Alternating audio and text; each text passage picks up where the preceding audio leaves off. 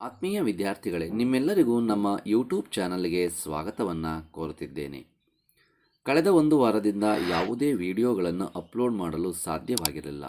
ಕಾರಣ ಇಷ್ಟೇ, ನಮ್ಮ ಶಾಲೆಯಲ್ಲಿ ಶೈಕ್ಷಣಿಕ ಪ್ರವಾಸದ ತಯಾರಿ ಹಾಗೂ ಶೈಕ್ಷಣಿಕ ಪ್ರವಾಸಕ್ಕೆ ಹೋಗಿ ಬಂದಿದ್ದರಿಂದ ಯಾವುದೇ ವಿಡಿಯೋಗಳನ್ನು ಅಪ್ಲೋಡ್ ಮಾಡಲು ಸಾಧ್ಯವಾಗಿರಲಿಲ್ಲ. ಈ ದಿನ ನಾವು 6ನೇ ತರಗತಿ ಸಮಾಜ ವಿಜ್ಞಾನ ವಿಷಯದಲ್ಲಿ ಬರುವ ಭೂಗೋಳ ಭಾಗದಲ್ಲಿ ಅಧ್ಯಾಯ 22 ಏಷ್ಯಾ ಖಂಡದ ಪಾಠದ ಅಭ್ಯಾಸ ಪ್ರಶ್ನೆಗಳಿಗೆ ನಾವು ಉತ್ತರಗಳನ್ನು ನೋಡೋಣ.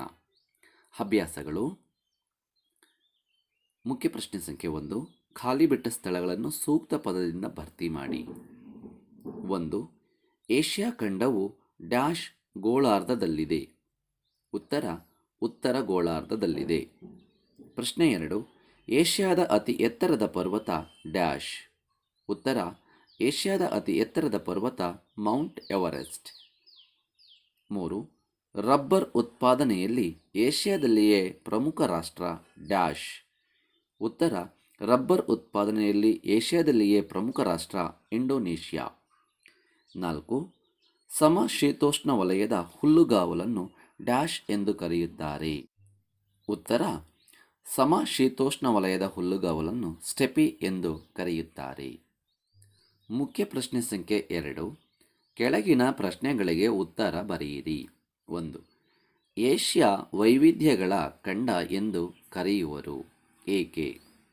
ಉತ್ತರ, ಪ್ರಾಕೃತಿಕ ಲಕ್ಷಣ, ವಾಯುಗುಣ, ಸಸ್ಯವರ್ಗ, ವನ್ಯಜೀವಿ, ಮಣ್ಣಿನ ಪ್ರಕಾರ ಮೊದಲಾದವುಗಳಲ್ಲಿ ವೈವಿಧ್ಯತೆಯನ್ನು ಹೊಂದಿದೆ. ಈ ಖಂಡದಲ್ಲಿ ಅತ್ಯಂತ ಎತ್ತರವುಳ್ಳ ಪರ್ವತ, ಪ್ರಸ್ಥಭೂಮಿಗಳು, ಫಲವತ್ತಾದ ವಿಶಾಲ ಮೈದಾನ, ಮರುಭೂಮಿ, ನದಿ ವ್ಯವಸ್ಥೆ ಮತ್ತು ಸರೋವರಗಳು ಕಂಡುಬರುತ್ತವೆ. ಜೊತೆಗೆ ಭಾಷೆ, ಧರ್ಮ, ಜನಸಂಖ್ಯೆಯ ಹಂಚಿಕೆ ಮತ್ತು ಜನಸಾಂದ್ರತೆಗಳಲ್ಲಿಯೂ ನಾವು ವೈವಿಧ್ಯವನ್ನು ಕಾಣಬಹುದು. ಆದ್ದರಿಂದ ಏಷ್ಯಾವನ್ನು ವೈವಿಧ್ಯತೆಗಳ ಖಂಡ ಎಂದು ಕರೆಯುತ್ತಾರೆ. ಪ್ರಶ್ನೆ 2, ಏಷ್ಯಾ ಖಂಡದ ಭೌಗೋಳಿಕ ಸನ್ನಿವೇಶ ತಿಳಿಸಿ. ಉತ್ತರ, ಏಷ್ಯಾ ಖಂಡವು 3 ಕಡೆ ಸಾಗರಗಳು ಮತ್ತು 1 ಕಡೆ ಭೂಭಾಗದಿಂದ ಆವರಿಸಿದೆ. ಉತ್ತರದಲ್ಲಿ ಆರ್ಕ್ಟಿಕ್ ಸಾಗರ, ಪೂರ್ವದಲ್ಲಿ ಪೆಸಿಫಿಕ್ ಸಾಗರ ಮತ್ತು ದಕ್ಷಿಣದಲ್ಲಿ ಹಿಂದೂ ಮಹಾಸಾಗರಗಳಿವೆ. ಪಶ್ಚಿಮಕ್ಕೆ ಯುರೋಪ್ ಖಂಡವಿದೆ. ಪ್ರಶ್ನೆ 3, ಏಷ್ಯಾದ ಪ್ರಮುಖ ಪ್ರಾಕೃತಿಕ ವಿಭಾಗಗಳಾವುವು? ಉತ್ತರ, ಏಷ್ಯಾದ ಪ್ರಮುಖ ಪ್ರಾಕೃತಿಕ ವಿಭಾಗಗಳು 1. ವಾಯುವ್ಯ ತಗ್ಗು ಮೈದಾನಗಳು, 2.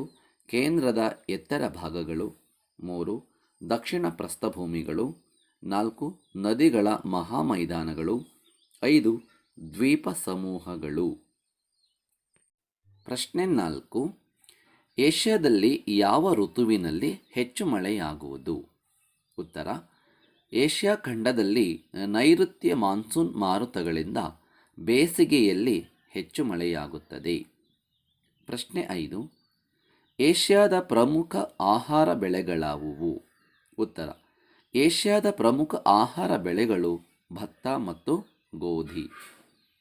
ಪ್ರಶ್ನೆ 6, ಏಷ್ಯಾದ ಪ್ರಮುಖ ಪಳೆಯುಳಿಕೆ ಇಂಧನಗಳನ್ನು ಹೆಸರಿಸಿ. ಉತ್ತರ, ಕಲ್ಲಿದ್ದಲು ಏಷ್ಯಾದ ಪ್ರಮುಖ ಪಳೆಯುಳಿಕೆ ಇಂಧನವಾಗಿದೆ. ಪ್ರಶ್ನೆ 7, ಏಷ್ಯಾ ಖಂಡದ ಯಾವ ಭಾಗಗಳಲ್ಲಿ ವಿರಳ ಜನಸಂಖ್ಯೆ ಇದೆ, ಏಕೆ? ಉತ್ತರ, ಏಷ್ಯಾದ ವಿರಳ ಜನಸಂಖ್ಯೆ ಇರುವ ಭಾಗಗಳೆಂದರೆ ಸೈಬೀರಿಯಾ, ಅರೇಬಿಯಾ, ಇರಾನ್, ಭಾರತದ ಥಾರ್ ಭಾಗ.